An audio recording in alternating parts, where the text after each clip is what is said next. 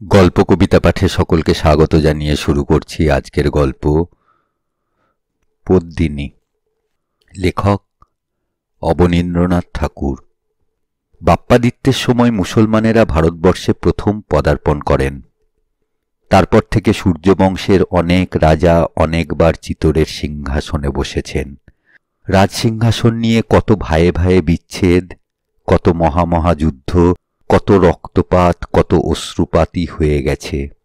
কিন্তু এত রাজা, এত যুদ্ধ বিগ্রহের মধ্যে কেবল জন কতক রাজার নাম আর গুটি কতক যুদ্ধের কথা সমস্ত রাজপুতের প্রাণে এখনো সোনার অক্ষরে লেখা রয়েছে।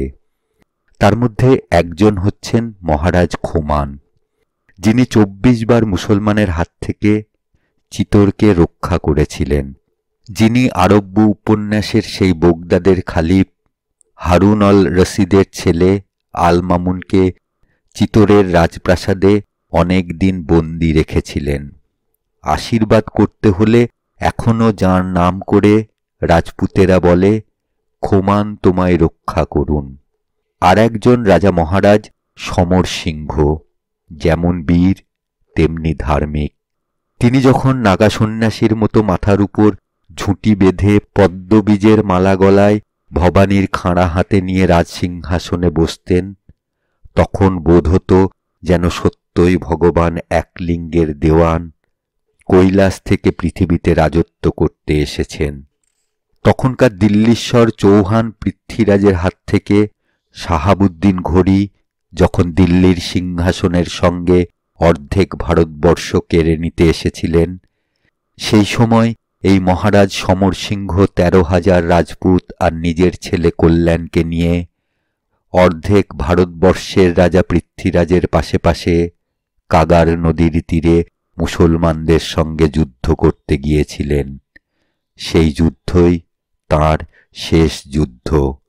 পৃথ্বীরাজ সমর সিংহের প্রাণের বন্ধু, তাঁর আদরের মহিষী মহারানী পৃথার ছোট ভাই। দুইজনে বড় ভালোবাসা ছিল। তাই বুঝি এই শেষ যুদ্ধে সমর সিংহ জন্মের মতো বন্ধুত্বের সমস্ত ধার সুধে দিয়ে চলে গেলেন। যখন যুদ্ধের দিনে প্রলয়ের ঝড় বৃষ্টির মাঝে পৃথ্বীরাজের লক্ষ লক্ষ হাতি ঘোড়া সৈন্য সামন্ত ছিন্ন ভিন্ন ছাড়খাড় হয়ে গেল, যখন জয়ের আর কোনো আশা নেই, প্রাণের মায়া কাটাতে না পেরে যখন প্রায় সমস্ত রাজাই পৃথ্বীরাজকে বিপদের মাঝে রেখে একে একে নিজের নিজের রাজত্বের মুখে পালিয়ে চললেন, তখন একমাত্র সমর সিংহ স্ত্রী পুত্র পরিবার রাজমুকুট রাজসিংহাসন তুচ্ছ করে প্রাণের বন্ধু পৃথ্বীরাজের জন্য মুসলমানদের সঙ্গে ঘোর যুদ্ধে প্রাণ দিলেন।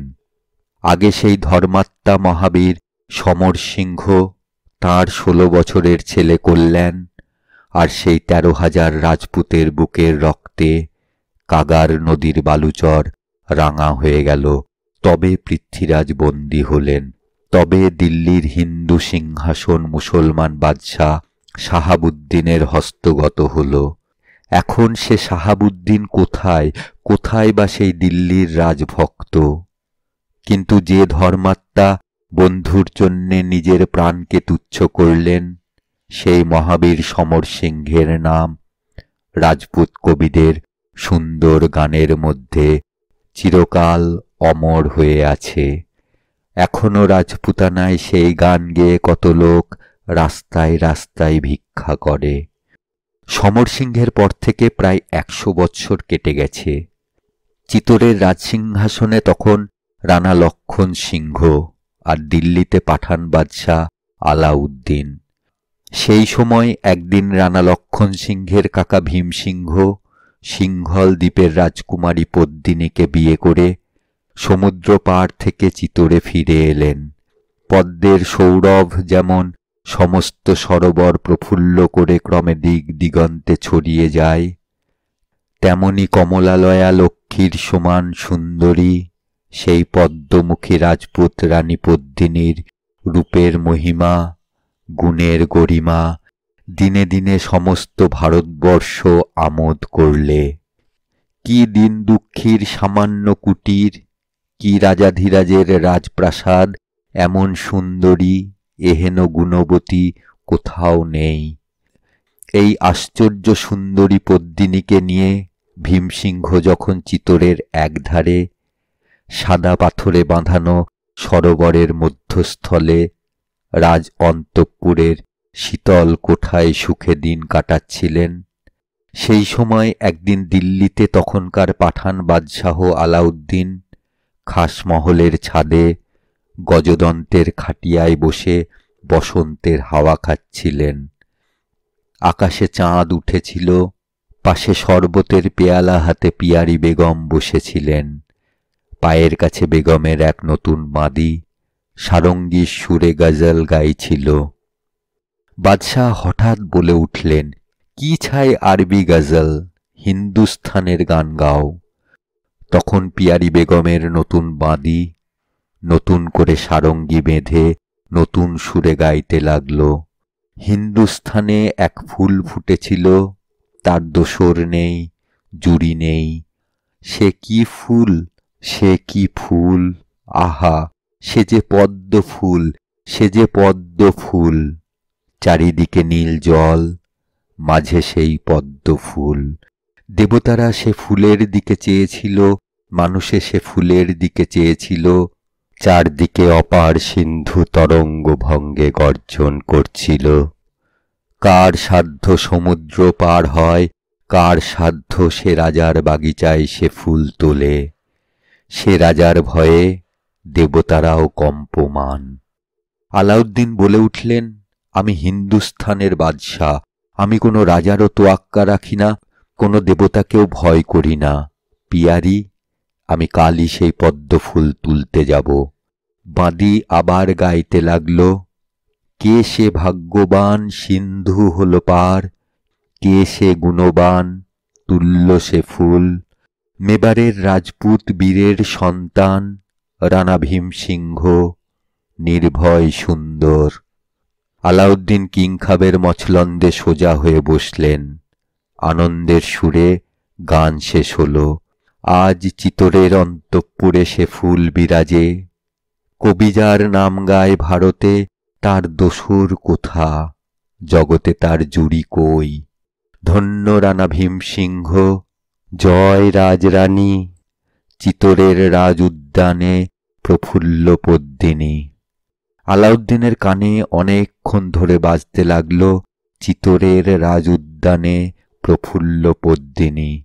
তিনি আকাশের দিকে চেয়ে চেয়ে বলে উঠলেন, বাঁদি, তুই কি সচক্ষে পদ্মিনীকে দেখেছিস? সে কি সত্যই সুন্দরী? বাঁদি উত্তর করলে, জাহাপনা, দিল্লি আসবার আগে আমি চিতোরে নাচ গান করে জীবন কাটাতেম। পদ্মিনীর বিয়ের রাত্রে আমি রানীর মহলে নেচে এসেছি। আলাউদ্দিন গালে হাত দিয়ে ভাবতে লাগলেন। কিছুক্ষণ পরে বলে উঠলেন, পিয়ারি, আমার ইচ্ছে করে পদ্মিনীকে এই খাসমহলে নিয়ে আসি। পিয়ারি বেগম বলে উঠলেন, শাহেনশাহ, আমার সাধ চাই আকাশের চাঁদটাকে সোনার কৌটায় পুড়ে রাখি। কথাটা আলাউদ্দিনের ভালো লাগল না। দিল্লির বাদশাহ, যার মুঠোর ভিতর অর্ধেক ভারতবর্ষ, তিনি কি একজন রাজপুত রানীকে ধরে আনতে পারেন না? শাহেনশাহ মুখ গম্ভীর করে উঠে গেলেন। মনে মনে বলে গেলেন, থাক পিয়ারি, যদি পদ্মিনীকে আনতে পারি তবে তোমাকে তার বাঁদি হয়ে থাকতে হবে। তারপর দিন লক্ষ লক্ষ সৈন্য নিয়ে আলাউদ্দিন চিতোরের মুখে চলে গেলেন। পাঠান সৈন্য যে দিক দিয়ে গেল সেই দিকে পথের দুই ধারে ধানের ক্ষেত, লোকের বসতি ছারখার করে যেতে লাগল। তখন বসন্তকাল, সমস্ত চিতোর জুড়ে দিকে দিকে আনন্দের রোল উঠেছে। হরি হ্যায়, হরি হ্যায়। ঘরে ঘরে আবিরের ছড়াছড়ি, হাসির হোহো আর বাসন্তী রঙের বাহার। সেই ফাগুনে ভরা আনন্দ আর হাসি খেলার মাঝখানে একদিন চিতোরে খবর পৌঁছল আলাউদ্দিন আসছেন। ঝড়ের মুখে প্রদীপের মতো চিতোরের সমস্ত আনন্দ এক নিমেষে নিভে গেল। তখন কোথায় রইল রানার রাজসভায় ধ্রুপদ খেয়ালে হরিবর্ণনা, কোথায় রইল রানীদের অন্দরে ফাগুন মে হরি মচাও বলে মিষ্টি সুরে মধুর গান, কোথায় লালে লাল রাস্তায় দলে দলে হাসি তামাশা, আর কোথায় বা গোপালজির মন্দির থেকে রাগ বসন্তে নওবতের সুর। আবিরে গোলাপে লালে লাল চিতরের ঘরে ঘরে অস্ত্র শস্ত্রের ঝনঝনার সঙ্গে আর এক ভয়ঙ্কর খেলার আয়োজন চলতে লাগল। সে খেলা লোকের প্রাণ নিয়ে খেলা, তাতে বুকের রক্ত, ছুরির ঘা, কামানের গর্জন আর যুদ্ধের খোলা মাঠ। শেষে একদিন পাঠান বাদশার কালো নিশান শকুনির মতো মেবারের মরুভূমির উপর দেখা দিলে ভীমসিংহ হুকুম দিলেন, কেল্লার দরজা বন্ধ করো। ঝনঝন শব্দে চিতরের 7টা ফটক তৎক্ষণাৎ বন্ধ হয়ে গেল। আলাউদ্দিন ভেবেছিলেন যাব আর পদ্মিনীকে কেড়ে আনব, কিন্তু এসে দেখলেন বুকের পাঁজর প্রাণের চারিদিক যেমন ঢেকে রাখে, তেমনি রাজপুতের তলোয়ার পদ্মিনীর চারিদিকে দিবারাত্রি ঘিরে রয়েছে। সমুদ্র পার হওয়া সহজ, কিন্তু এই 7টা ফটক পার হয়ে চিতরের মাঝখান থেকে পদ্মিনীকে কেড়ে আনা অসম্ভব। পাঠান বাদশাহ পাহাড়ের নিচে তাঁবু গাড়বার হুকুম দিলেন। সেই দিন গভীর রাত্রে যুদ্ধের সমস্ত আয়োজন শেষ করে রানা ভীমসিংহ পদ্মিনীর কাছে এসে বললেন, পদ্মিনী, তুমি কি সমুদ্র দেখতে চাও? যেমন অনন্ত নীল সমুদ্রের ধারে তোমাদের রাজপ্রাসাদ ছিল, তেমনি সমুদ্র। পদ্মিনী বললেন, তামাশা রাখো, তোমাদের এ মরুভূমির দেশে আবার সমুদ্র পেলে কোথা থেকে?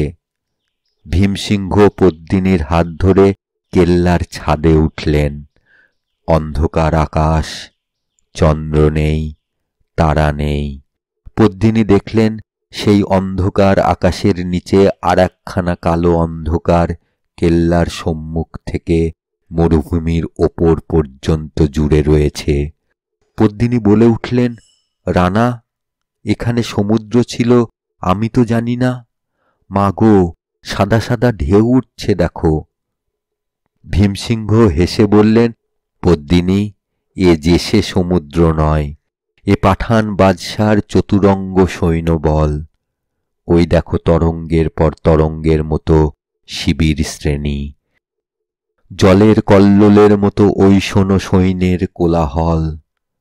আজ আমার মনে হচ্ছে সেই নীল সমুদ্র, যার বুকের মাঝ থেকে আমি একটি সোনার পদ্ম ফুলের মতো তোমায় ছিঁড়ে এনেছি, সেই সমুদ্র যেন আজ এই চতুরঙ্গিনী মূর্তি ধরে তোমাকে আমার কাছ থেকে কেড়ে নিতে এসেছে।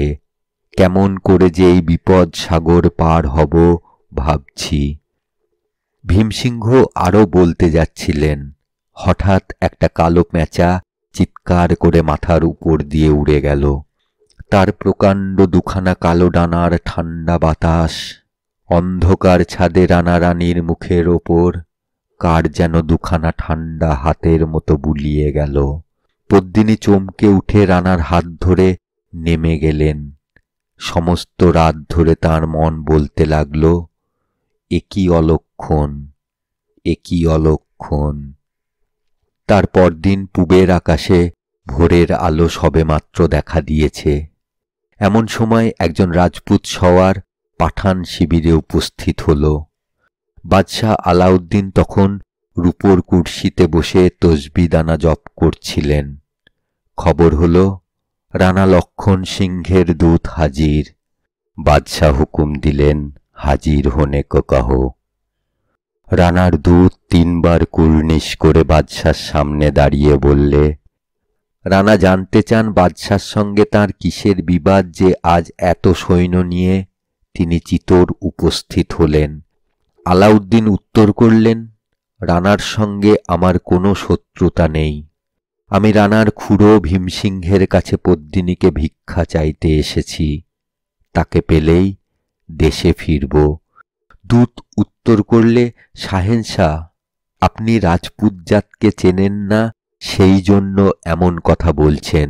রানার কথা ছেড়ে দিন, আমরা দুঃখী রাজপুত, আমরাও প্রাণ দিতে পারি, তবু মান খোয়াতে পারি না। আপনি রানীর আশা পরিত্যাগ করুন, বরং শাহেনশার যদি অন্য কিছু নেবার থাকে তবে।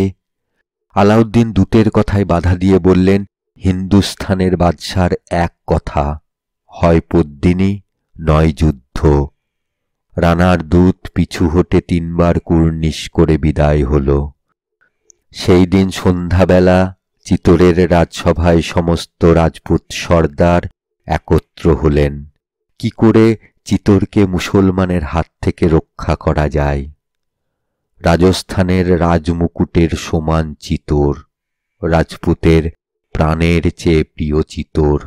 মুসলমানেরা প্রায় ভারতবর্ষ গ্রাস করেছে, তাদের সঙ্গে যুদ্ধে কত বড় বড় হিন্দু রাজার রাজত্ব ছারখার হয়ে একেবারে লোপ পেয়ে গেছে, কিন্তু চিতোরের সিংহাসন সেই পুরাকালের মতো এখনো অটল, এখনো স্বাধীন আছে।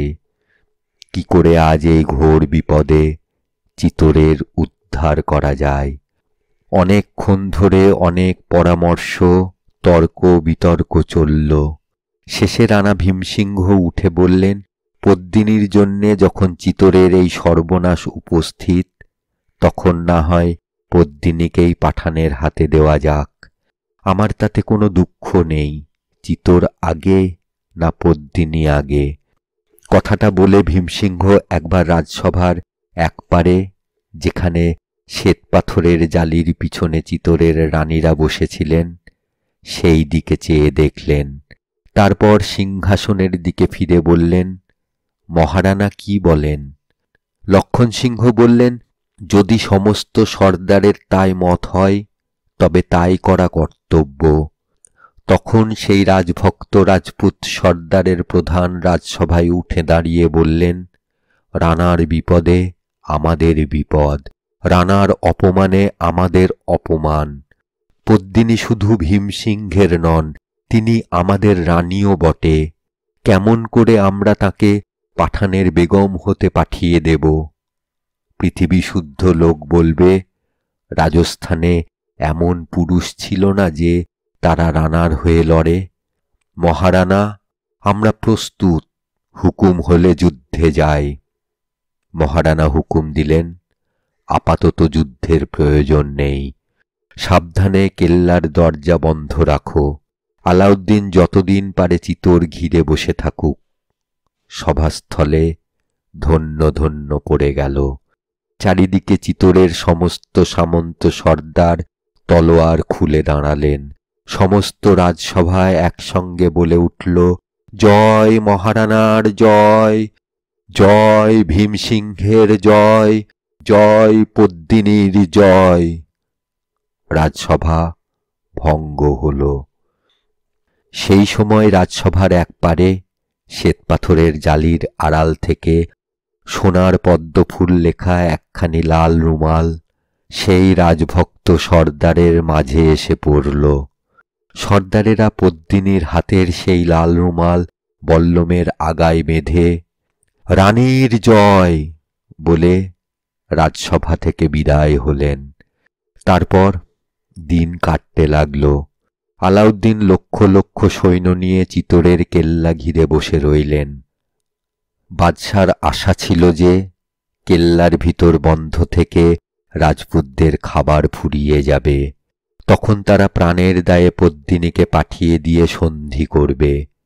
কিন্তু দিনের পর দিন, মাসের পর মাস, ক্রমে সম্বৎসর কেটে গেল, তবু সন্ধির নামগন্ধ নেই। বর্ষা শীত কেটে গিয়ে গ্রীষ্মকাল এসে পড়েছে। পাঠান সৈন্যরা দিল্লিতে ফেরবার জন্য অস্থির হতে লাগল। এমন গরমের দিনে দিল্লিতে চাঁদনি চৌকে কত মজা, সেখানে কাফিখানায় কত আমোদ চলেছে। আর তারা কিনা কি বর্ষা কি হিম, এই হিন্দুর মুল্লুকে এসে খোলা মাঠে পড়ে রয়েছে। এখানে না পাওয়া যায় ভালো পান তামাক, না আছে ফুলের বাগিচা, না আছে একটা লোকের মিষ্টি গলা, যার গান শুনলে ভুলে থাকা যায়। এখানকার লোকগুলোও যেমন কাটাখোট্টা, তাদের গানগুলোও তেমনি বেসুরো, পানগুলোও তেমনি পুরু, তামাকটাও তেমনি করুয়া। এ হিঁদুর মুল্লুকে আর মন টেকে না। আলাউদ্দিন দেখলেন নিষ্কর্মা বসে থেকে তাঁর সৈন্যরা ক্রমে বিরক্ত হয়ে উঠেছে। তাঁর ইচ্ছা আরো কিছুদিন চিতর ঘিরে বসে থাকেন। যে কোনো উপায়ে হোক সৈন্যদের স্থির রাখতে হবে। বাদশাহ তখন এক এক দিনে এক এক দল সৈন্য নিয়ে শিকার করে বেড়াতে লাগলেন। সেই সময় একদিন শিকার শেষে আলাউদ্দিন শিবিরে ফিরে আসছেন। একদিকে সবুজ জনারের ক্ষেত সন্ধ্যার অন্ধকারে কাজলের মতো নীল হয়ে এসেছে, আর একদিকে পাহাড়ের উপর চিতরের কেল্লা মেঘের মতো দেখা যাচ্ছে, মাঝে সুঁড়ি পথ। সেই পথে প্রথমে শিকারী পাঠানের দল বড় বড় হরিণ ঘাড়ে গাইতে গাইতে চলেছে। তারপর বড় বড় আমির ওমরা কেউ হাতির পিঠে, কেউ ঘোড়ায় চড়ে চলেছেন। সবশেষে বাদশাহ আলাউদ্দিন, এক হাতে ঘোড়ার লাগাম, আর হাতে সোনার জিঞ্জির বাঁধা প্রকাণ্ড একটা শিকড়ে পাখি। বাদশাহ ভাবতে ভাবতে চলেছেন, এতদিন হয়ে গেল, তবু তো চিতোর দখল হলো না। সৈন্যরা দিল্লি ফেরবার জন্যে ব্যস্ত। আর কতদিন তাদের ভুলিয়ে রাখা যায়? যে পদ্মিনীর জন্যে এত সৈন্য নিয়ে এত কষ্ট সয়ে বিদেশে এলেন, সে পদ্মিনীকে তো একবার চোখেও দেখতে পেলেন না। বাদশাহ একবার বাঁ হাতের উপর প্রকাণ্ড শিকড়ে পাখিটার দিকে চেয়ে দেখলেন। হয়তো তাঁর মনে হচ্ছিল, যদি কোনো রকমে দুখানা ডানা পায়, তবে এই বাজটার মতো চিতরের মাঝখান থেকে পদ্মিনীকে ছোঁ মেরে নিয়ে আসি। হঠাৎ সন্ধ্যার অন্ধকারে ডানার একটুখানি ঝটাপট সেই ঘুমন্ত শিকড়ে পাখির কানে পৌঁছল। সে ডানা ঝেড়ে ঘাড় ফুলিয়ে বাদশার হাতে সোজা হয়ে বসল। আলাউদ্দিন বুঝলেন, তাঁর শিকারী বাজ নিশ্চয়ই কোনো শিকারের সন্ধান পেয়েছে। তিনি আকাশে চেয়ে দেখলেন, মাথার উপর দিয়ে দুখানি পান্নার টুকরোর মতো একজোড়া শুকসারি উড়ে চলেছে। বাদশাহ ঘোড়া থামিয়ে বাজের পা থেকে সোনার জিঞ্জির খুলে নিলেন। তখন সেই প্রকাণ্ড পাখি বাদশার হাত ছেড়ে নিঃশব্দে অন্ধকার আকাশে উঠে কালো দুখানি ডানা ছড়িয়ে দিয়ে শিকারীদের মাথার উপরে একবার স্থির হয়ে দাঁড়াল। তারপর একেবারে ৩০০ গজ আকাশের উপর থেকে এক টুকরো পাথরের মতো সেই দুটি শুকসারির মাঝে এসে পড়ল। বাদশাহ দেখলেন, একটি পাখি ভয়ে চিৎকার করতে করতে সন্ধ্যার আকাশে ঘুরে বেড়াচ্ছে, আর একটি পাখি প্রকাণ্ড সেই বাজের থাবার ভিতর ছটফট করছে। তিনি শীষ দিয়ে বাজ পাখিকে ফিরে ডাকলেন। পোষা বাজ শিকার ছেড়ে বাদশার হাতে উড়ে এলো, আর ভয়ে মৃতপ্রায় সেই সবুজ শুক ঘুরতে ঘুরতে মাটিতে পড়ল। বাদশাহ আনন্দে সেই তোতা পাখি তুলে নিতে হুকুম দিয়ে শিবিরের দিকে ঘোড়া ছোটালেন। আর সেই তোতা পাখির জোড়া পাখিটি প্রথমে করুণ সুরে ডাকতে ডাকতে সেই শিকারীদের সঙ্গে সঙ্গে সন্ধ্যার আকাশ দিয়ে অনেকক্ষণ ধরে উড়ে চলল। শেষে ক্রমে ক্রমে আস্তে আস্তে ভয়ে ভয়ে যে ওমরাহের হাতে একটি ছোট খাঁচায় ডানা ভাঙা তার সঙ্গী তোতা ছটফট করছিল, সেই খাঁচার উপর নির্ভয়ে এসে বসল। ওমরাহ আশ্চর্য হয়ে বলে উঠলেন, কি আশ্চর্য সাহস! তোতার বিপদ দেখে তুতিও এসে আপনি ধরা দিয়েছে। আলাউদ্দিন তখন পদ্মিনীর কথা ভাবতে ভাবতে চলছিলেন। হঠাৎ ওমরাহের মুখে ওই কথা শুনে তাঁর মনে হল, যদি ভীমসিংহকে ধরা যায়, তবে হয়তো সেই সঙ্গে রানী পদ্মিনীও ধরা দিতে পারেন। বাদশাহ শিবিরে এসে সমস্ত রাত্রি ভীমসিংহকে বন্দি করবার ফন্দি আঁটতে লাগলেন। দু একদিন পরেই রানার সঙ্গে কথাবার্তা স্থির হল যে আলাউদ্দিন সমস্ত পাঠান সৈন্য নিয়ে বিনা যুদ্ধে দিল্লিতে ফিরে যাবেন। তার বদলে একমাত্র তিনি একখানি আয়নার ভিতরে রাজপুত রানী পদ্মিনীকে একবার দেখতে পাবেন। আর চিতোরের কেল্লার ভিতর বাদশাহ যতক্ষণ একা থাকবেন ততক্ষণ তাঁর কোনো বিপদ না ঘটে সেজন্য স্বয়ং মহারানা দায়ী রইলেন। বাদশাহ চিতোর যাবার জন্য প্রস্তুত হতে লাগলেন। শিকার যে এত শীঘ্র ফাঁদে পা দেবে আলাউদ্দিন স্বপ্নেও ভাবেননি। তিনি মহা আনন্দে পাঠান ওমরাহদের নিয়ে সমস্ত পরামর্শ স্থির করলেন। তারপর বৈকালে গোলাপ জলে স্নান করে কিংখাবের জামাজোড়া, মতির কণ্ঠমালা, হিরে পান্নার শিরপ্যাঁচ পরে শাহেনশাহ সাদা ঘোড়ার উপর সোনার রেকাবে পা দিয়ে বসলেন। সঙ্গে প্রায় 200 জন পাঠান বীর, যারা প্রাণের ভয় রাখে না, যুদ্ধই যাদের ব্যবসা। বাদশাহ ঘোড়ায় চড়ে একা পাহাড় ভেঙে কেল্লার দিকে উঠে গেলেন। আর সেই পাঠান সওয়ারেরা পাহাড়ের নিচে থেকে প্রথমে নিজের শিবিরে ফিরে গেল, তারপর আবার একে একে সন্ধ্যার অন্ধকারে কেল্লার কাছে ফিরে এসে পথের ধারে প্রকাণ্ড একটা আমবাগানের তলায় লুকিয়ে রইল।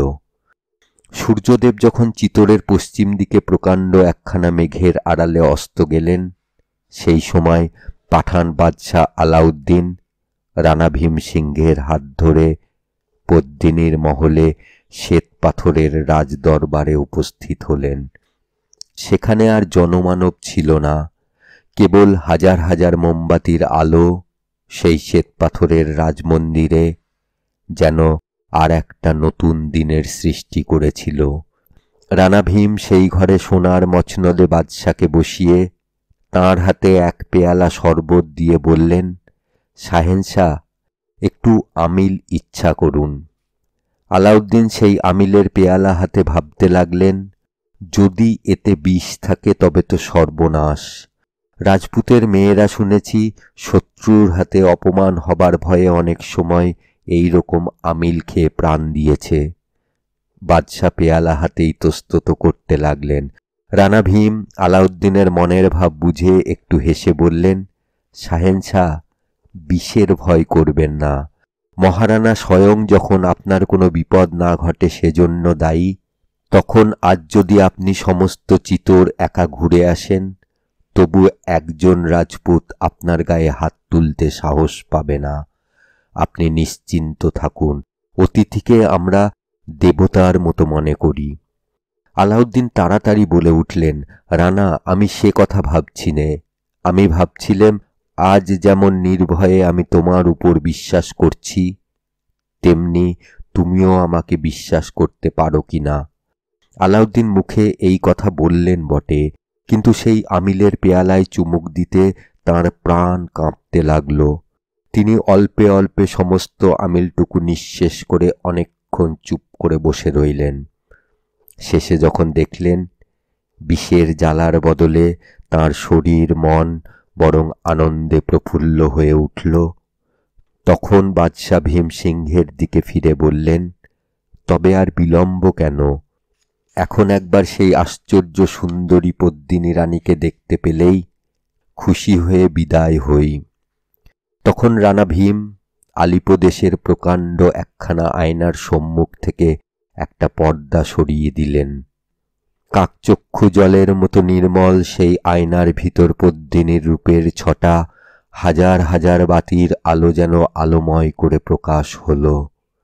বাদশাহ দেখতে লাগলেন, সে কি কালো চোখ, সে কি সুটানা ভুরু, পদ্মের মৃণালের মতো কেমন কোমল দুখানি হাত, বাঁকা মল পড়া কি সুন্দর দুখানি রাঙা পা, ধানি রঙের পেশোয়াজে মুক্তোর ফুল, গোলাপি ওড়নায় সোনার পাড়, পান্নার চুড়ি, নীলার আংটি, হীরের চিক। বাদশাহ আশ্চর্য হয়ে ভাবলেন, এ কি মানুষ না পরী? আলাউদ্দিন আর স্থির থাকতে পারলেন না। তিনি মচনদ ছেড়ে সেই প্রকাণ্ড আয়নার ভিতর ছায়া পদ্মিনীকে ধরবার জন্য দুহাত বাড়িয়ে ছুটে চললেন। গ্রহণের রাত্রে রাহু যেমন চাঁদকে গ্রাস করতে যায়। ভীমসিংহ বলে উঠলেন, সাহেনশাহ, পদ্মিনীকে স্পর্শ করবেন না। রানার মনে হলো রাজদরবারের একদিকে বসে সত্যই তাঁর পুণ্যবতী রানী পদ্মিনী যেন পাঠানের হাতে অপমান হবার ভয়ে কাঁপছে। রাগে রানীর দুই চক্ষু রক্তবর্ণ হয়ে উঠল। তিনি সেই ঘরের মাঝখানে দাঁড়িয়ে উঠে সোনার একটা পেয়ালা সেই আয়নাখানার ঠিক মাঝখানে সজোরে ছুঁড়ে মারলেন। ঝনঝন শব্দে 7 হাত উঁচু চমৎকার সেই আয়না চুরমার হয়ে ভেঙে পড়ল। আলাউদ্দিন চমকে উঠে 3 পা পিছিয়ে দাঁড়ালেন। তিনি মনে বুঝলেন, পাগলের মতো রানীর দিকে ছুটে যাওয়াটা বড়ই অভদ্রতা হয়েছে। এজন্য রানার কাছে ক্ষমা চাওয়া দরকার। বাদশাহ ভীমসিংহের দিকে ফিরে বললেন, রানা, আমার অন্যায় হয়েছে। আমার মহলে এসে যদি কেউ এমন অভদ্রতা করত, তাহলে হয়তো আমি তার মাথা কেটে ফেলতে হুকুম দিতুম। আমায় ক্ষমা করুন। তারপর অনেক তোষামোদ, অনেক অনুনয় বিনয়ে রানাকে সন্তুষ্ট করে গভীর রাত্রে আলাউদ্দিন ভীমসিংহের কাছে বিদায় চাইলেন। পেয়ালার পর পেয়ালা আমিল খেয়ে একেই রানার প্রাণ খুলে গিয়েছিল। তার উপর দিল্লির বাদশা তাঁর কাছে যখন ক্ষমা চাইলেন, তখন তাঁর মন একেবারে গলে গেল।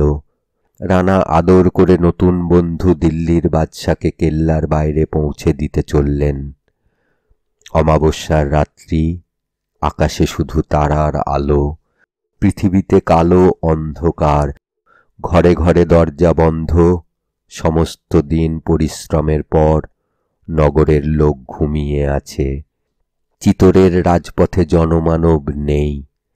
আলাউদ্দিন সেই জনশূন্য রাজপথ দিয়ে ঘোড়ায় চড়ে চলেছেন, সঙ্গে রানা ভীম আর 20 জন রাজপুত সেপাই। আজ রানার মনে বড় আনন্দ। চিতোরের প্রধান শত্রু আলাউদ্দিনের সঙ্গে বন্ধুত্ব হল। আর কখনো চিতোরকে পাঠানের অত্যাচার সহ্য করতে হবে না। রানা যখন ভাবলেন কাল সকালে পাঠান সৈন্য চিতোর ছেড়ে চলে যাবে, যখন ভাবলেন চিতোরের সমস্ত প্রজা কাল থেকে নির্ভয়ে রানারানীর জয় জয়কার দিয়ে যে যার কাজে লাগবে, তখন তাঁর মন আনন্দে নৃত্য করতে লাগল। তিনি মহা উল্লাসে বাদশার পাশে পাশে ঘোড়ায় চড়ে কেল্লার ফটক পার হলেন। তখন রাত্রি আরো অন্ধকার হয়েছে। পাহাড়ের গায়ে বড় বড় নিম গাছ কালো কালো দৈত্যের মতো রাস্তার 2 ধারে সারি বেঁধে দাঁড়িয়ে আছে। আর কোথাও কোনো শব্দ নেই, কেবল কেল্লার উপর থেকে একবার প্রহরীদের হৈ হৈ, আর পাথরের রাস্তায় সেই 22টা ঘোড়ার খুরের খটাখট। আলাউদ্দিন ভীমসিংহকে নিয়ে কথায় কথায় ক্রমে পাহাড়ের নিচে এলেন। সেখানে একদিকে জনারের ক্ষেত, আর একদিকে আমবাগান, মাঝে মেঠো রাস্তা। এই রাস্তার 2 ধারে প্রায় 200 পাঠান আলাউদ্দিনের হুকুম মতো লুকিয়েছিল। ভীমসিংহ যেমন এইখানে এলেন, অমনি হঠাৎ চারিদিক থেকে পাঠান সৈন্য তাকে ঘিরে ফেলল। তারপর সেই অন্ধকার রাত্রে শত শত শত্রুর মাঝে 20 জন মাত্র রাজপুত তাদের রানাকে উদ্ধার করবার জন্য প্রাণপণে যুঝতে লাগল, কিন্তু বৃথা। বাজপাখি যেমন ছোঁ মেরে শিকার নিয়ে যায়, তেমনি পাঠান আলাউদ্দিন রাজপুতদের মাঝখান থেকে রানা ভীমকে বন্দী করে নিয়ে গেলেন। 20 জনের মধ্যে 5 জন রাজপুত চিতোরে ফিরল। প্রতিপদের সকাল বেলায় সমস্ত চিতোরে রাষ্ট্র হল ভীমসিংহ বন্দী হয়েছেন। পদ্মিনীকে না দিয়ে তাঁর মুক্তি নেই।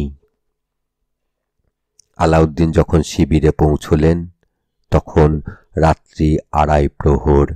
তিনি ভীমসিংহকে সাবধানে বন্ধ রাখতে হুকুম দিয়ে নিজের কানাতে বিশ্রাম করতে গেলেন। আজ তাঁর দৃঢ় বিশ্বাস হল যে রানা যখন ধরা পড়েছেন, তখন পদ্মিনী আর কোথায় যায়। হিন্দুর মেয়ে স্বামীর জন্যে প্রাণ দিতে পারে, বাদশার বেগম হতে কি রাজি হবে না? পদ্মিনীকে না পেলে রানাকে কিছুতেই ছাড়া হবে না। আলাউদ্দিন মনে মনে এই প্রতিজ্ঞা করে সোনার খাটিয়ায় দুধের ফেনার মতো ধপধপে বিছানায় শুয়ে হিন্দু রানী পদ্মিনীর কথা ভাবতে ভাবতে শেষ রাত্রে ঘুমিয়ে পড়লেন। সকাল হলে বাদশাহ মনে ভাবলেন এইবার পদ্মিনী আসছেন। সকাল গিয়ে দুপুর কেটে সন্ধ্যা হলো, পদ্মিনী এলেন না। দিনের পর দিন, রাতের পর রাত চলে গেল, তবু পদ্মিনীর দেখা নেই। বাদশাহ অস্থির হয়ে উঠলেন। তাঁর মনে হতে লাগলো, এ ভীমসিংহ কি আসল ভীমসিংহ নয়? আমি কি ভুল করে সামান্য কোনো সর্দারকে বন্দি করে এনেছি? আলাউদ্দিন বন্দি রাজাকে হুজুরে হাজির করতে হুকুম দিলেন। লোহার শিকলে বাঁধা রানা বাঁধা সিংহের মতো বাদশার দরবারে উপস্থিত হলেন। শাহেনশাহ জিজ্ঞাসা করলেন, তুমিই কি পদ্মিনীর ভীমসিংহ? রানা উত্তর করলেন, পাঠান, এতে তোমার সন্দেহ হচ্ছে কেন? আলাউদ্দিন বললেন, যদি তুমি সত্যিই ভীমসিংহ হবে, তোমাকে উদ্ধার করবার জন্য রাজপুতদের কোনোই চেষ্টা দেখছি না যে। রানা বললেন, যে মূর্খ নিজের বুদ্ধির দোষে মিথ্যাবাদী পাঠানের হাতে বন্দী হয়েছে, তার সঙ্গে চিতোরের মহারানা বোধহয় আর কোনো সম্বন্ধ রাখতে চান না। কথাটা শুনে বাদশার মনে খটকা লাগল। যদি সত্যই ভীমসিংহকে পাঠানের হাতে ছেড়ে দিয়ে থাকেন? আলাউদ্দিন মহাভাবিত হয়ে দরবার ছেড়ে উঠে গেলেন। সেই দিন শেষ রাত্রে চিতোরের উপরে কেল্লার খোলা ছাদে পদ্মিনী গালে হাত দিয়ে একা দাঁড়িয়েছিলেন। নীল পদ্মের মতো তাঁর দুটি সুন্দর চোখ পাঠান শিবিরের দিকে, যেখানে ভীমসিংহ বন্দী ছিলেন সেই দিকে চেয়েছিল। আকাশ তখনও পরিষ্কার হয়নি। পূর্ব দিকে সূর্যের আলো সোনার তারের মতো দেখা দিয়েছে। এমন সময় দুজন রাজপুত সর্দার পদ্মিনীর পায়ে এসে প্রণাম করলেন। একজনের নাম গোরা আর একজনের নাম বাদল। গোরার বয়স 50-এর উপর, আর তার বড় ভাইয়ের ছেলে বাদলের বয়স বছর 12। গোরা বাদল দুজনেই পদ্মিনীর বাপের বাড়ির লোক। রাজকুমারী পদ্মিনী যখন ভীমসিংহের রানী হয়ে সিংহল ছেড়ে চলে আসেন, তখন তার সঙ্গে এই গোরা এক হাতে তলোয়ার আর হাতে মা বাপ হারা কচি বাদলকে নিয়ে দেশ ছেড়ে চিতোরে এসেছিলেন। পদ্মিনী জিজ্ঞাসা করলেন, মহারানা কি আমার কথা মতো কাজ করতে রাজি হয়েছেন? গোরা বললেন, তাঁরই হুকুমে রানীজিকে পাঠান শিবিরে পাঠাবার বন্দোবস্ত করার জন্য এখনই বাদশার সঙ্গে দেখা করতে চলেছি। পদ্মিনী একটু হেসে বললেন, যাও, বাদশাকে বলো আমার জন্যে যেন দিল্লিতে একটা নতুন মহল বানিয়ে রাখেন। গোরা বাদল বিদায় নিলেন। দেখতে দেখতে সমস্ত পৃথিবী প্রকাশ করে সূর্যদেব উদয় হলেন। পদ্মিনী দেখলেন আলাউদ্দিনের লাল রেশমের প্রকাণ্ড শিবির সকালবেলার সূর্যের আলোয় ক্রমে ক্রমে রক্তময় হয়ে উঠল। তিনি বাদশাহের সেই কানাতের দিকে চেয়ে চেয়ে বলে উঠলেন, ধূর্ত পাঠান, তোতে আমাতে আজ যুদ্ধ আরম্ভ হল। দেখি কার কত দূর ক্ষমতা। সেদিন শুক্রবার, মুসলমানদের জুম্মা। আলাউদ্দিন ফজিরের নমাজ করে দরবারে বসেছেন। এমন সময় মহারানার চিঠি নিয়ে গোরা বাদল উপস্থিত হলেন। বাদশাহ মহারানার মোহর করা চিঠি হাতে নিয়ে পড়তে লাগলেন। তাতে লেখা রয়েছে, পদ্মিনীকে বাদশার হাতে দেওয়াই স্থির হল। তার বদলে রানা ভীমসিংহের মুক্তি চায়। আরও রাজরানী পদ্মিনী সামান্য স্ত্রীলোকের মতো দিল্লিতে যেতে পারেন না। তাঁর প্রিয় সখীরাও যাতে পদ্মিনীর সঙ্গে থেকে চিরদিন তাঁর সেবা করতে পারেন, বাদশাহ যেন সে বন্দোবস্ত করেন। তাছাড়া চিতোরের রানী পদ্মিনীকে শাহেনশাহ শিবিরে পৌঁছে দেবার জন্যে যেসব বড় বড় ঘরের রাজপুতানি সঙ্গে যাবেন তাদের যাতে কোনো অসম্মান না হয় সেজন্য বাদশাহ তাঁর সমস্ত সৈন্য কেল্লার সামনে থেকে কিছু দূরে সরিয়ে রাখবেন। শেষে মহারানার ইচ্ছা যে এরপর থেকে আলাউদ্দিন আর যেন তাঁর সঙ্গে শত্রুতা না করেন। চিঠিখানা পড়ে বাদশার মন আনন্দে নৃত্য করতে লাগল। তিনি হাসি মুখে গোরা ও বাদলের দিকে ফিরে বললেন, বেশ কথা, আমি আজ রাত্রের মধ্যেই সমস্ত ফৌজ কেল্লার সামনে থেকে উঠিয়ে নেব। রানীর আসবার কোনোই বাধা হবে না। তোমরা মহারানাকে জানাও গে, তাঁর সকল কথাতেই আমি রাজি হলেম। গোরা বাদল বিদায় হলেন। বাদশাহ কেল্লার সামনে থেকে সৈন্য উঠিয়ে নিতে হুকুম দিলেন। একদিনের মধ্যে এত সৈন্য অন্য জায়গায় উঠিয়ে নেওয়া সহজ নয়। বাদশাহ বললেন, তাম্বুকানাত, গোলাগুলি, অস্ত্রশস্ত্র, আসবাবপত্র যেখানকার সেইখানেই থাক। কেবল সেপাইরা নিজের ঘোড়া নিয়ে একদিনের মতো অন্য কোথাও আশ্রয় নিক। তাতেও প্রায় সমস্ত রাত কেটে গেল। পরদিন সূর্যোদয়ের সঙ্গে সঙ্গে চিতোরের প্রধান ফটক রামপালের উপর কড়কড় শব্দে নাকারা বাজতে লাগল। বাদশাহ দেখলেন চিতোরের 7টা ফটক একে একে পার হয়ে 4 বেহারার কাঁধে প্রায় 700 ডুলি তাঁর শিবিরের দিকে আসছে। মাঝে রানী পদ্মিনীর চিনাপোত মোড়া সোনার চতুর্দোল, তার এক পাশে 50 বৎসরের সর্দার গোরা, আর এক পাশে 12 বৎসরের বালক বাদল, দুইজনেই ঘোড়ায় চড়ে। পদ্মিনী আর তাঁর সহচরীদের থাকবার জন্য বাদশাহ প্রায় আধ ক্রোশ জুড়ে কানাত ফেলেছিলেন। একে একে যখন সেই 700 পালকি কানাতের ভিতর পৌঁছল, তখন গোরা বাদশার হুজুরে খবর জানালেন, শাহেনশাহ, রানীজি উপস্থিত। এখন তিনি একবার ভীমসিংহের সঙ্গে দেখা করতে চান। বাদশাহের বেগম হলে আর তো দুজনে দেখা হবে না। বাদশাহ বললেন, পদ্মিনী যখন রানাকে দেখতে চেয়েছেন তখন আর কথা কি, আমি আধ ঘন্টা সময় দিলাম, তার বেশি রানা যেন পদ্মিনীর কাছে না থাকেন। গোরা তথাস্তু বলে বিদায় হলেন।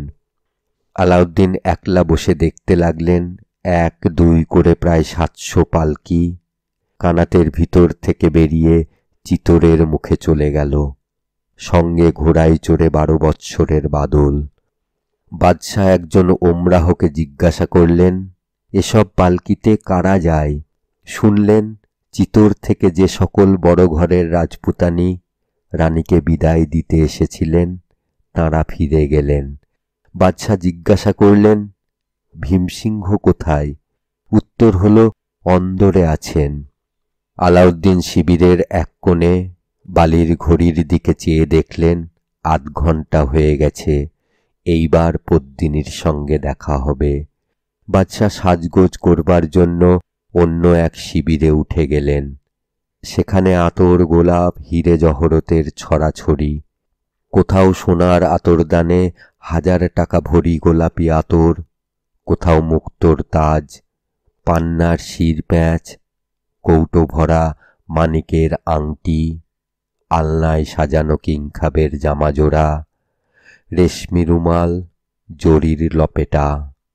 বাদশাহ যতক্ষণ কিংখাবের জামাজোড়া, জরির লপেটা পরে আয়নার সম্মুখে পাকা দাড়িতে গোলাপি আতর লাগাচ্ছিলেন, ততক্ষণ সেই 700 পালকির একখানিতে রানা ভীমসিংহকে লুকিয়ে মেবারের বাছা বাছা রাজপুত সর্দারেরা পাঠান শিবিরের মাঝখান দিয়ে চিতোরের মুখে এগিয়ে চলেছেন। ক্রমে আলাউদ্দিনের সাজগোজ সাঙ্গ হল। 8 ঘন্টা শেষ হয়ে 1 ঘন্টা পূর্ণ হতে চলল। এখনো পদ্মিনীর শিবির থেকে ভীমসিংহ ফিরে এলেন না। বাদশাহ গোরাকে ডাকতে হুকুম দিলেন। গোরার কোনো সন্ধান পাওয়া গেল না।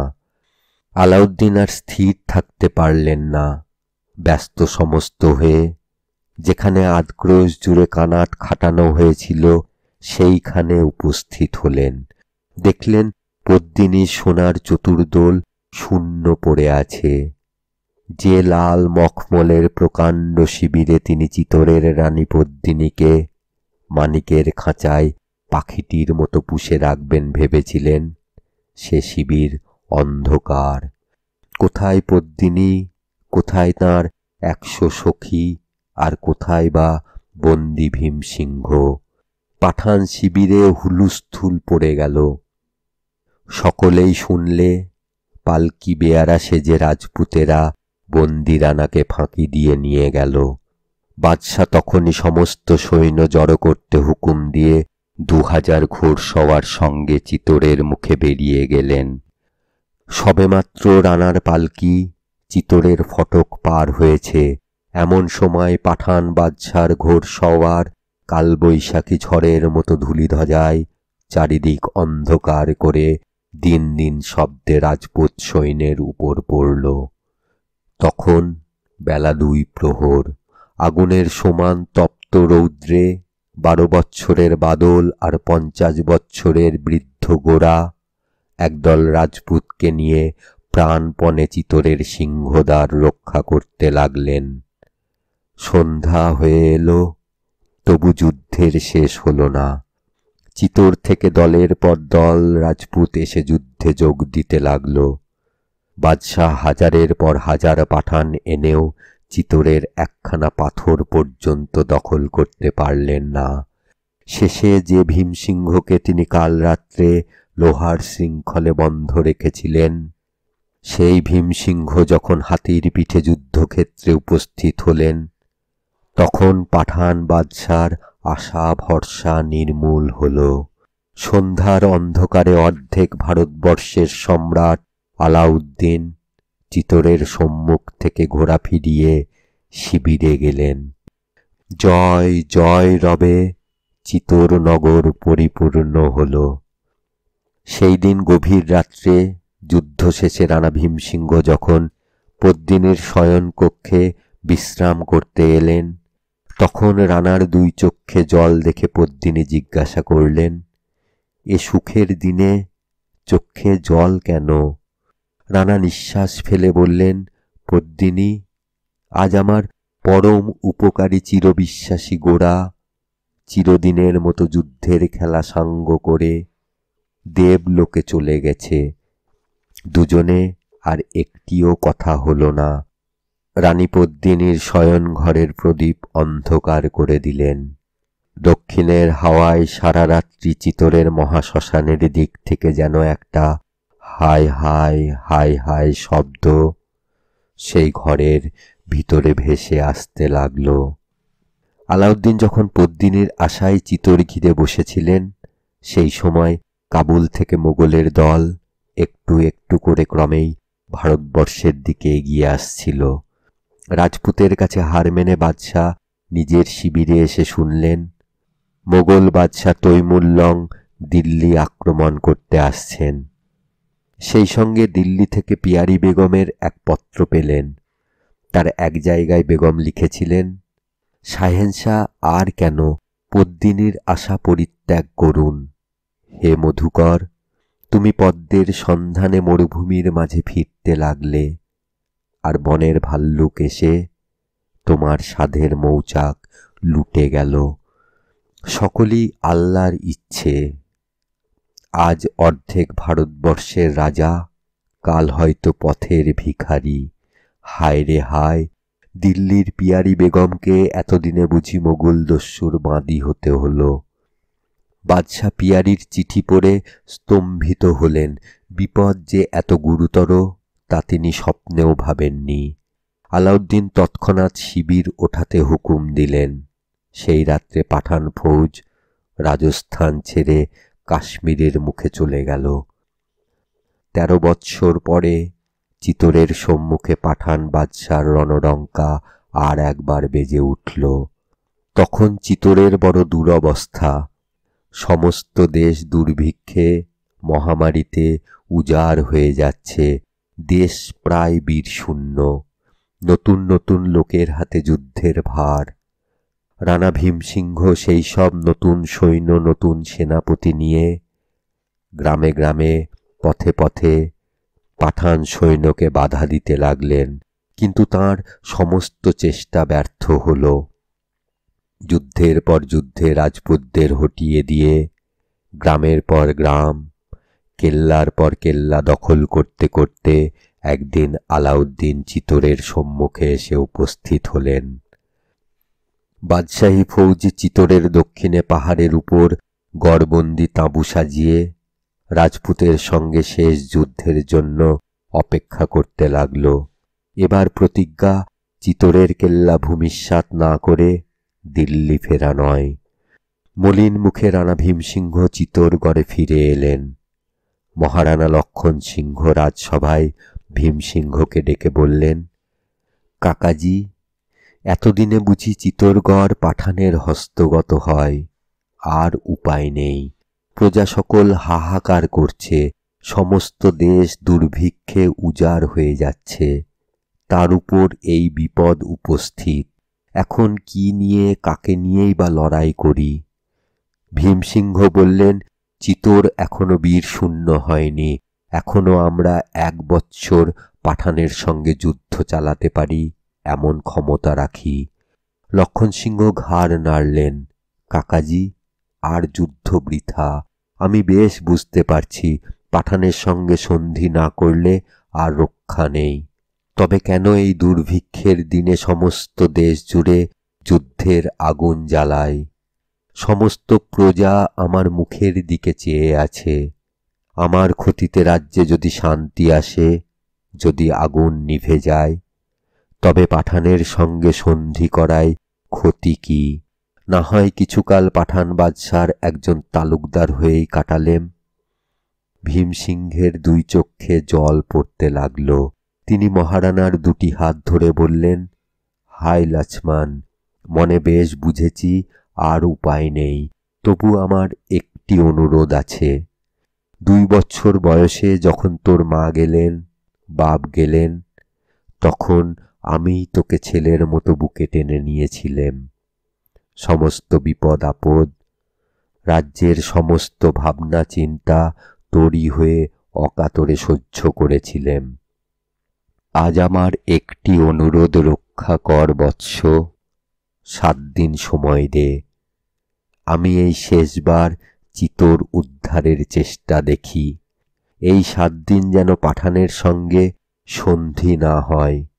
এই 7 দিন যেন আমার হুকুম, মহারানার হুকুম জেনে সকলে মান্য করে। লক্ষণ সিংহ বললেন, তথাস্তু। সেই দিন থেকে ভীমসিংহের হুকুম মতো এক একজন রাজপুত সর্দার পাঠানের সঙ্গে যুদ্ধে যেতে লাগলেন। প্রতিদিন খবর আসতে লাগল, আজ অমুক রাজকুমার যুদ্ধে প্রাণ দিলেন, আজ অমুক সামন্ত বন্দী হলেন। চিতোরের ঘরে ঘরে হাহাকার উঠল। সেই হাহাকার, সেই হাজার হাজার অনাথ শিশু আর বিধবার ক্রন্দন। পদ্ম সরোবরের মাঝখানে, যেখানে রাজরানী পদ্মিনী শ্বেতপাথরের দেব মন্দিরে পূজায় বসেছিলেন, সেইখানে পৌঁছল। পদ্মিনী দীর্ঘ নিঃশ্বাস ফেলে পূজা সাঙ্গ করলেন। তাঁর কোমল প্রাণ সেই সব দুঃখী পরিবার, অনাথ শিশুর জন্য সারা দিন, সারা সন্ধ্যা কেবল কাঁদতে লাগল। ভীমসিংহ যখন মহলে এলেন, তখন পদ্মিনী 2 হাত জোর করে বললেন, প্রভু, আর কতদিন যুদ্ধ চলবে? ভীমসিংহ বললেন, 3 দিন মাত্র। কিন্তু যুদ্ধে আর কোনো ফল নেই।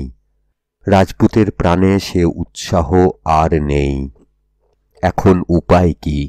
সূর্যবংশের মহারানাকে এইবার বুঝি পাঠান বাদশার তালুকদার হতে হল।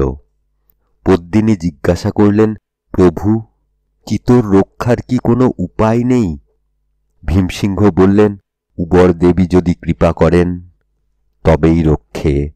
হায় পদ্মিনী, কার পাপে চিতোরের এ দুর্দশা হল? তারপর 2-1টি কথার পর ভীমসিংহ অন্য কাজে চলে গেলেন। একা ঘরে পদ্মিনীর কানে কেবলই বাজতে লাগল, হায় পদ্মিনী, কার পাপে আজ চিতরের এ দুর্দশা। অন্ধকারে পদ্মিনী কপালে করাঘাত করে উঠলেন। হায় হতভাগিনী পদ্মিনী, তোরই এই পোড়া রূপের জন্যে এ সর্বনাশ, তোরই জন্যে এ সর্বনাশ।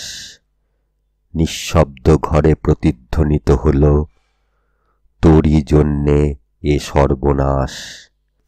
ঠিক সেই সময়ে চৈত্র মাসের পরিষ্কার আকাশ মেঘাচ্ছন্ন হয়ে বড় বড় ফোঁটায় বৃষ্টি নামল।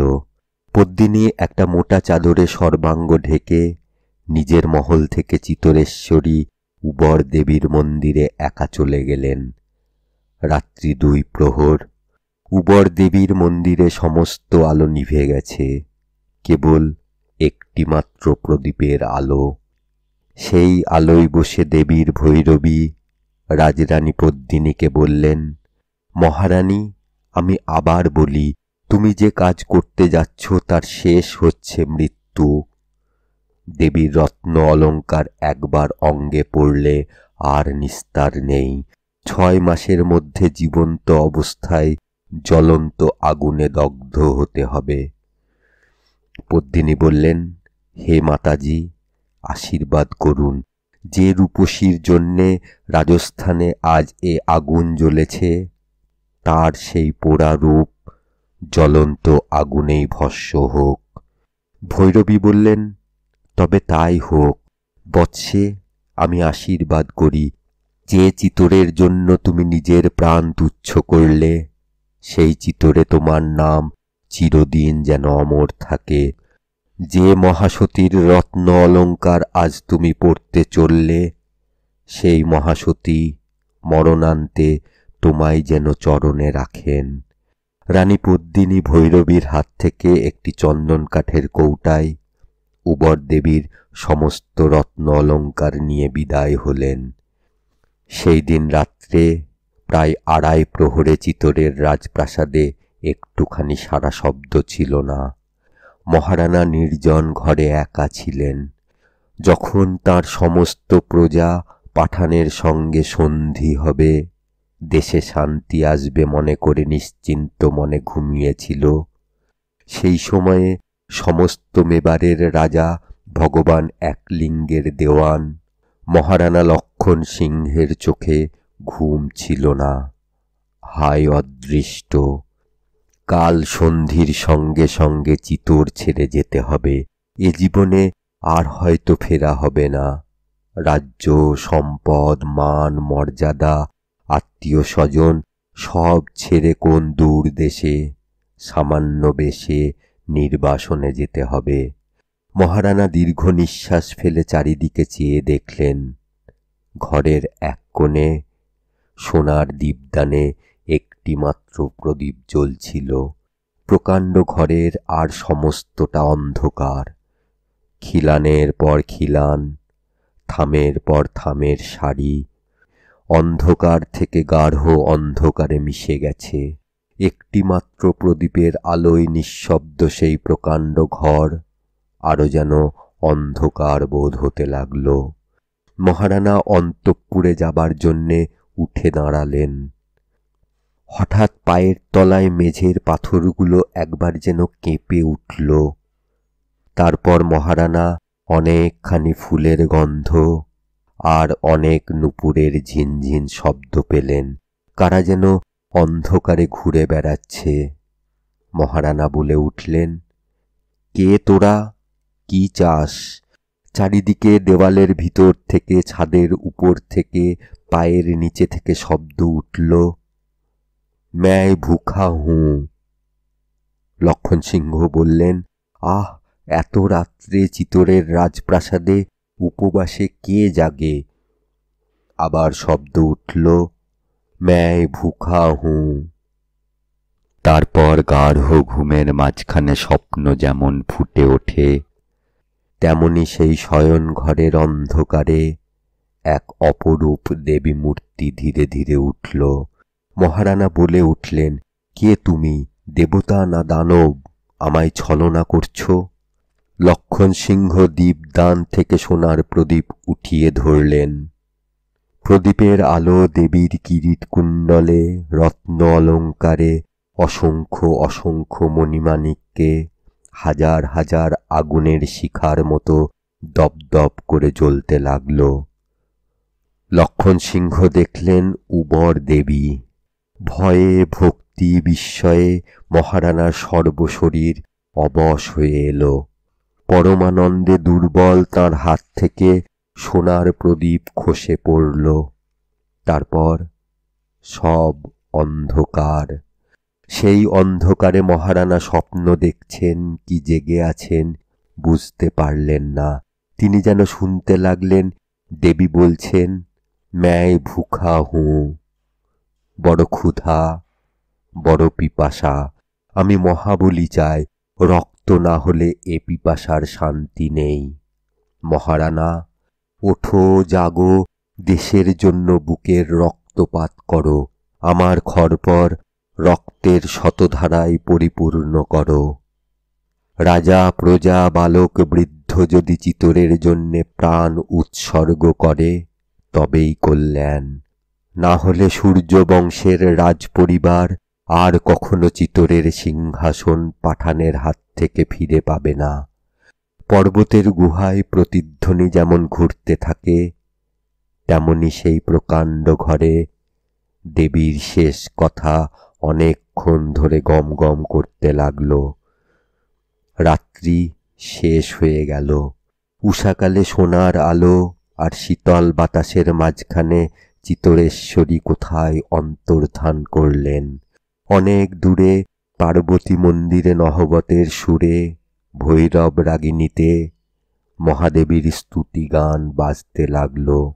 প্রত্যুষে রাজ দরবারে মহারানা লক্ষণ সিংহ যখন রাত্রের ঘটনা আর দেবীর আদেশ সকলের সম্মুখে প্রকাশ করলেন, তখন সকলে বিস্মিত হল বটে, কিন্তু অনেকেই সে কথা বিশ্বাস করলে না।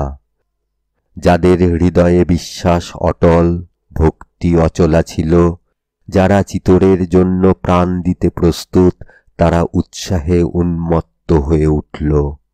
আর যাদের প্রাণ নিরুৎসাহ, মন দুর্বল, যারা পাঠানের সঙ্গে সন্ধি হলে সুখে স্বচ্ছন্দে দিন কাটাবে ভেবেছিল, তারা ম্রিয়মাণ হয়ে পড়ল। কিন্তু সেই রাত্রে মহারানার আদেশে মেবারের ছোট বড় সামন্ত সর্দারেরা যখন দেবীর নিজের মুখের আদেশ শোনবার জন্য অন্তঃপুরে সেই ঘরে একত্র হলেন, যখন দ্বীপ্রহরের স্তব্ধ রাজপুরে হাজার হাজার রাজপুত বীরের চোখের সম্মুখে আবার সেই দেবী মূর্তি मैं भूखा हूँ বলে প্রকাশ হলেন, তখন আর কারো মনে কোনো সন্দেহ রইল না। সকলের মন থেকে সমস্ত অবিশ্বাস, সকল দুর্বলতা নিমেষের মধ্যে দূর হল। আগুনের তেজে অন্ধকার যেমন দূর হয়ে যায়, সকলেই বীরত্বের নেশায় উন্মত্ত হয়ে উঠল। কেবল রানা ভীম সিংহ যেন সেই দেবী মূর্তির ভিতরে পদ্মিনীকে দেখে মনে মনে তোলাপাড়া করতে লাগলেন, এ কি দেবী না পদ্মিনী, পদ্মিনী না দেবী। তারপর মহাবলীর উদ্যোগ হল। মহারানা লক্ষণ সিংহ তাঁর 12টি রাজপুত্রের মধ্যে সর্বপ্রধান, সবচেয়ে বড় রাজকুমার যুবরাজ অরিসিংহের মাথায় চিতরের রাজমুকুট দিয়ে বললেন, হে ভাগ্যবান, দেবীর আদেশ শিরোধার্য করো, পাঠান যুদ্ধে অগ্রসর হও। আজ তুমি সমস্ত মেবারের মহারানা। এই সমস্ত সামন্ত সর্দার তোমারই প্রজা বলে জানবে। আজ থেকে তোমারই হাতে যুদ্ধের ভার। জয় হলে তোমার পুরস্কার ইহলোকে চিতরের রাজসিংহাসন, আর যুদ্ধে প্রাণ গেলে তার ফল পরলোকে মহাদেবীর অভয় চরণ। বৃদ্ধ রানা লক্ষণ সিংহ অরিসিংহকে সিংহাসন ছেড়ে দিয়ে নিচে দাঁড়ালেন। নতুন রানার মাথায় চিতরের কিরীট শোভা পেতে লাগল। চারিদিকে রব উঠল, জয় মহাদেবীর জয়, জয় অরিসিংহের জয়। লক্ষণ সিংহ বলতে লাগলেন, সর্দারগণ, আমার আরেকটি শেষ কর্তব্য আছে। সে কর্তব্য দেবীর কাছে নয়, চিতোরের কাছে নয়, আমার পিতা পিতামহ স্বর্গীয় মহারানাদের কাছে। এই মহাসমরে মেবারের রাজবংশ একেবারে নির্মূল না হয়, পরলোকে পিতৃপুরুষেরা যাতে জলগণ্ডূষ পান, রাজস্থানে বাপ্পার বংশ যুগে যুগে যাতে অমর থাকে, সেই জন্যে আমার ইচ্ছা অজয় সিংহ নিজের স্ত্রী পুত্র নিয়ে কৈলোরের নির্জন দুর্গে চলে যান। অজয় সিংহ মহারানার সম্মুখে জোড়হাত করে বললেন, পিতা, আমার 11 ভাই চিতোরের জন্যে যুদ্ধে প্রাণ দেবে, আর আমি কিনা স্ত্রীলোকের মতো শিশু সন্তান মানুষ করবার জন্যে বসে থাকব? আমি কি এতই দুর্বল, এমনই অক্ষম? লক্ষণ সিংহ বললেন, বৎস, হতাশ হইও না। যে মহৎ কাজের ভার তোমায় দিলেম, চিতোরের যে কোনো রাজপুত সে ভার পেলে নিজেকে ধন্য বোধ করত। হয়তো আমাদের রক্তপাতে চিতোর উদ্ধার হবে না, হয়তো তোমাকেও চিতোরের জন্যে প্রাণপণ করতে হবে। আমরা হয়তো চিতোরকে পরাধীন রেখে চলে যাব, আর হয়তো তুমি সূর্যবংশের উপযুক্ত কোনো বীর পুরুষের হাতে রাজ্যভার দিয়ে পরম সুখে পৃথিবী থেকে বিদায় নিতে পারবে।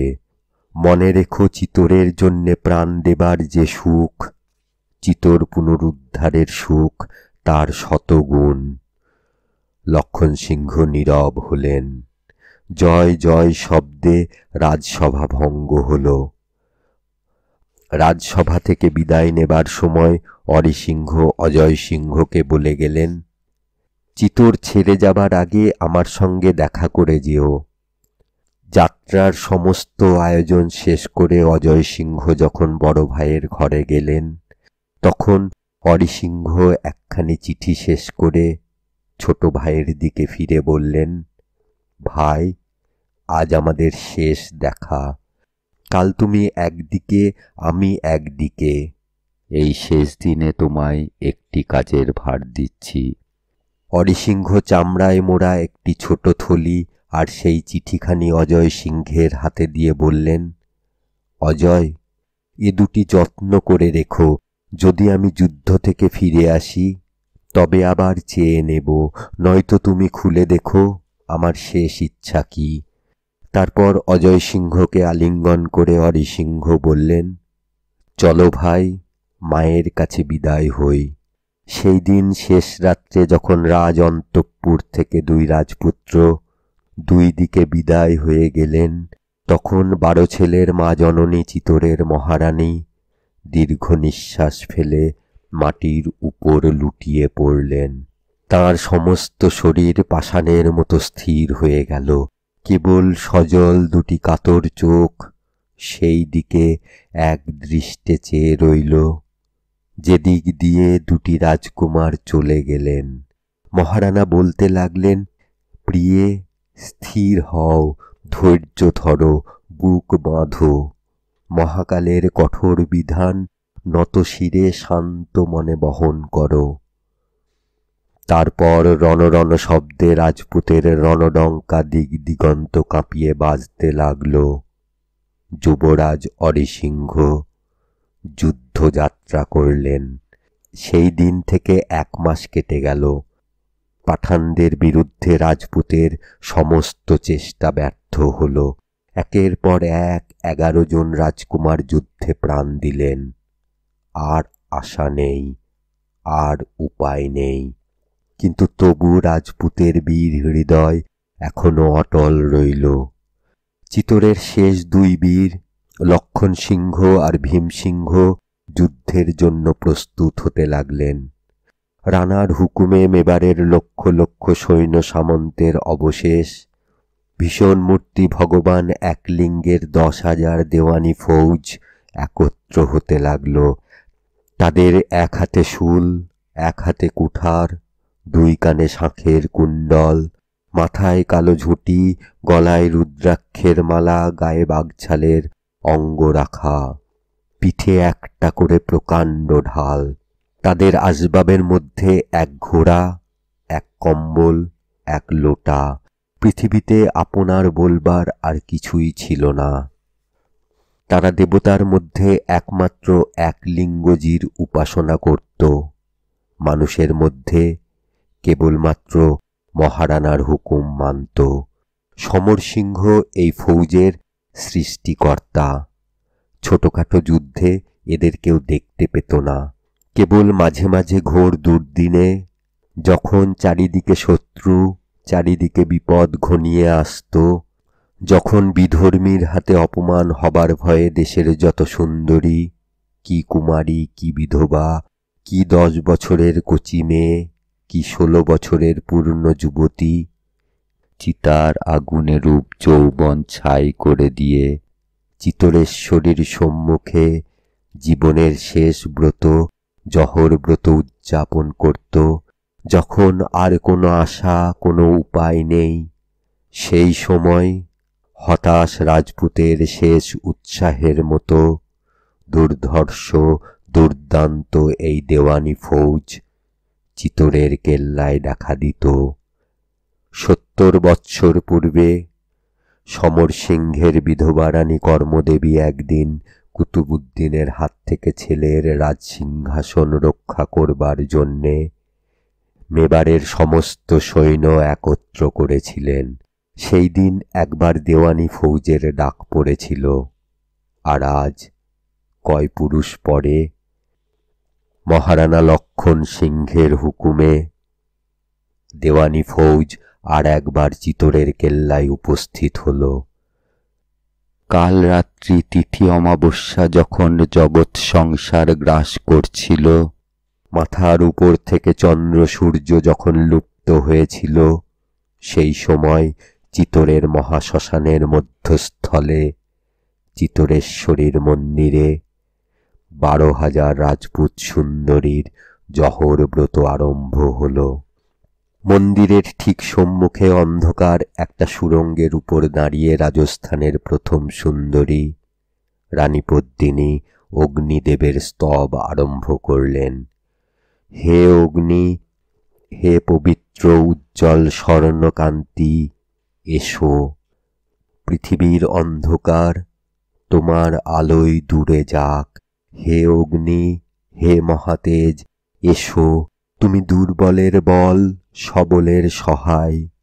হে দেবতা, হে ভয়ঙ্কর, আমাদের ভয় দূর করো, সন্তাপ নাশ করো, আশ্রয় দাও। লজ্জা নিবারণ, দুঃখ বিনাশন, বহ্নি শিখা, তুমি জীবনের শেষ গতি, বন্ধনের মহামুক্তি। পদ্মিনী নীরব হলেন। 12,000 রাজপুতের মেয়ে সেই অগ্নিকুণ্ডের চারিদিকে ঘুরে ঘুরে গাইতে লাগল, লাজ হরণ, তাপ ও বারণ। হঠাৎ এক সময় মহাকল্লোলে চারিদিক পরিপূর্ণ করে হাজার হাজার আগুনের শিখা মহা আনন্দে সেই সুড়ঙ্গের মুখে ছুটে এলো। প্রচণ্ড আলোয় রাত্রির অন্ধকার টলমল করে উঠল। 12,000 রাজপুতানির সঙ্গে রানী পদ্মিনী অগ্নিকুণ্ডে ঝাঁপ দিলেন। চিতোরের সমস্ত ঘরের সমস্ত সোনামুখ, মিষ্টি কথা আর মধুর হাসি নিয়ে এক নিমেষে চিতার আগুনে ছাই হয়ে গেল। সমস্ত রাজপুতের বুকের ভিতর হতে চিৎকার উঠল, জয় মহাসতীর জয়। আলাউদ্দিন নিজের শিবিরে শুয়ে চিৎকার শুনতে পেলেন। তিনি তৎক্ষণাৎ সমস্ত সৈন্য প্রস্তুত রাখতে হুকুম পাঠালেন। পরদিন সূর্যোদয়ের সঙ্গে সঙ্গে চিতোরের পাহাড় বেয়ে বর্ষাকালের স্রোতের মতো রাজপুত সেনা হর হর শব্দে দিক দিগন্ত কাঁপিয়ে ভয়ঙ্কর তেজে পাঠান সৈন্যের উপর এসে পড়ল। আলাউদ্দিনের তাতার সৈন্য দেওয়ানি ফৌজের কুঠারের মুখে নিমেষের মধ্যে ছিন্ন ভিন্ন ছারখার হয়ে পলায়ন করলে।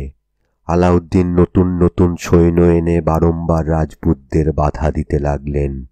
স্রোতের মুখে বালির বাঁধের মতো তাঁর সমস্ত চেষ্টা প্রতিবার বিফল হল। আলাউদ্দিন নিজে একজন সামান্য বীরপুরুষ ছিলেন না। এর চেয়ে ঢের কম সৈন্য নিয়ে তিনি মেবারের চেয়ে অনেক বড় বড় হিন্দু রাজত্ব অনায়াসে জয় করেছেন। কিন্তু আজ যুদ্ধে রাজপুতের বীরত্ব দেখে তাকে ভয় পেতে হল। 12 বার তিনি সৈন্য সাজিয়ে রাজপুতদের বাধা দিলেন। 12 বার তাকে হটে আসতে হল। আলাউদ্দিন বেশ বুঝলেন আজ যুদ্ধের সহজে শেষ নেই। একদিকে দিল্লির বাদশাহীর তখ্ত, আর একদিকে চিতোরের রাজসিংহাসন।